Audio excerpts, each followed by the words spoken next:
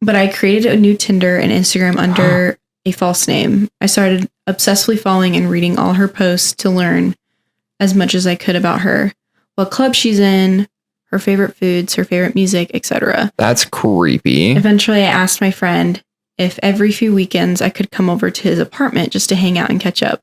Of course, he said sure. During the time I wasn't with him, I was attending the clubs she belonged to in order to become closer to her. What the fuck, I told dog? her- You could have just DM'd her.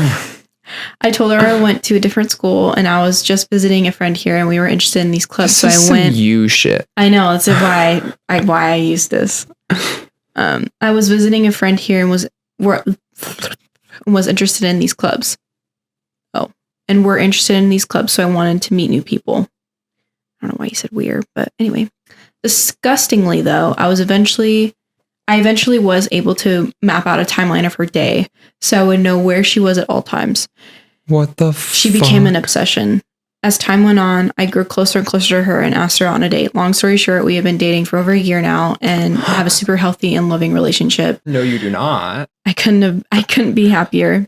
We both love spending time with each other and have great chemistry, but I feel so disgusted with myself for how we met.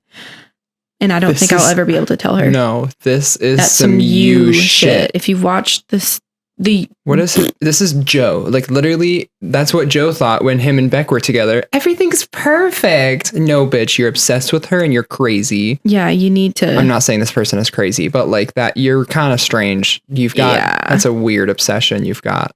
That's like, to it's the very point, unhealthy. To the point of like, you know, her schedule. And you weren't even dating her or like close with her, like a best friend or a family member. Yeah. Like I know your schedule, but that's because we fucking live together. So like, yeah, I obviously know if you're home or not. Usually like even in the past before we lived together, you would tell me, oh, I work this day, so we can hang out that day. Yeah. So like, we've always known our schedules together, but like still, I don't even know my parents' schedule. The idea of somebody that like I just met knowing my fucking schedule would be horrific. Yeah. This is a assault or just. Should we put another trigger warning on this one? I wouldn't say it's not assault. This episode is really, but it's really gross.